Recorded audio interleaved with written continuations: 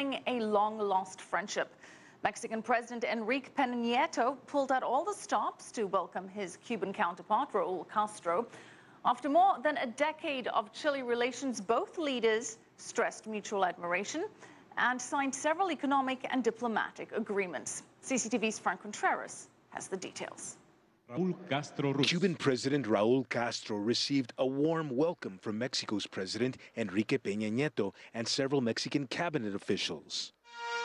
It's Raul Castro's first state visit to Mexico since he became the president of Cuba in 2006. The leaders of both nations signed an historic agreement on migration from Cuba to Mexico. The modernization and amplification of bilateral accords have been signed to guarantee a safer and more orderly migration flow between our two countries. In doing so, we will combat human trafficking and other crimes associated with migration. The announcement comes as a growing number of Cuban nationals pass through Mexico on their way to the United States. They're hoping to receive automatic refugee status, which the U.S. still offers Cubans upon reaching U.S. soil.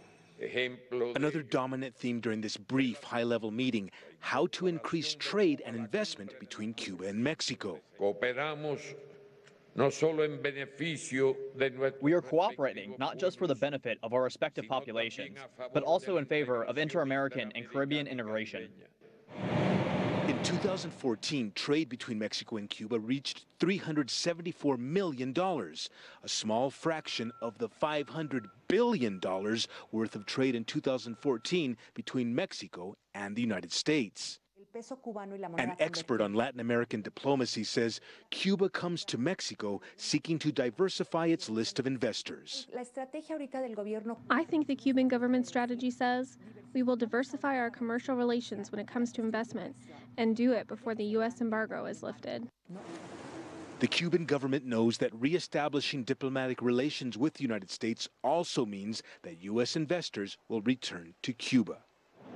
That appears to be inevitable, and when it does happen, the Cuban government wants to make certain those U.S. investors are not the only players in their nation's economy. Frank Contreras, CCTV, Mexico City. All right, just ahead on the show, most of the roads that lead to Hollywood actually wind through China. Find out why Tinseltown is tailoring its business for the world's second biggest economy and how. More on the U.S. to kill you.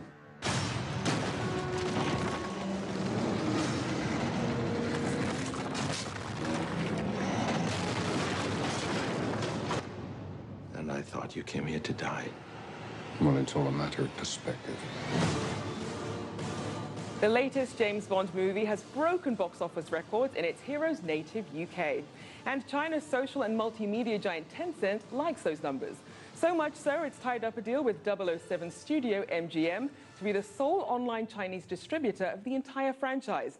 Tencent has done a similar deal with Paramount for its upcoming Star Trek movie. Well, the 6th annual US-China Film Summit took place in Los Angeles this week, and it was the biggest one yet. Studio leaders, filmmakers, and distributors all seem to be on the same page when it comes to the booming Chinese movie market.